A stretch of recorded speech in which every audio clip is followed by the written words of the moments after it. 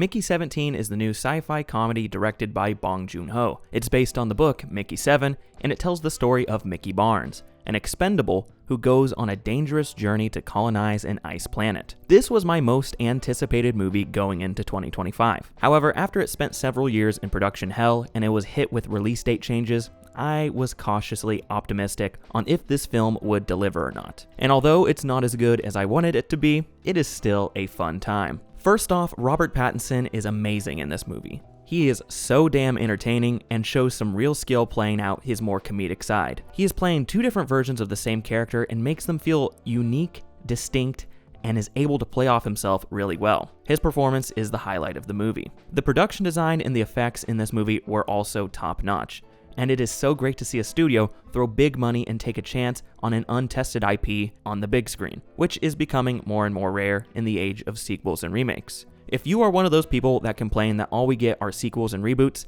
now is the time to support a blockbuster that does something new and original. I was a big fan of the comedy in this movie, as most of it landed with me, although there were some jokes and characters that were stretched out a little too long. I'm mostly referring to Mark Ruffalo's character, who was really effective when he was sparingly used in the first half of the story. However, towards the end of the film, he takes on a major role, and it becomes really exhausting really quick.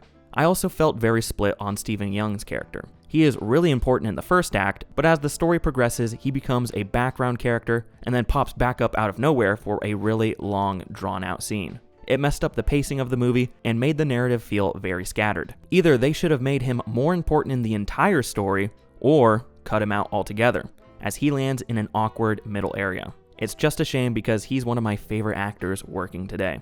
Another complaint you might see about this movie is how it isn't subtle with its themes or allegories. Personally, I didn't care how on the nose it was and I thought it was effective, but I can see how it might not work for other viewers. So in conclusion, Mickey 17 is a really fun movie that is marred with minor issues. Some characters don't reach their full potential and other characters are overused, which leads to uneven storytelling and pacing issues. However, Robert Pattison holds the film together with amazing dual performances that lead to hilarious scenes and interesting themes to stew on. That, coupled with some stellar production design and impressive visuals, provides an entertaining film worth seeing on the big screen. Please go out and support this movie so Hollywood doesn't just give us sequels and reboots for the next 10 years. 3.5 stars.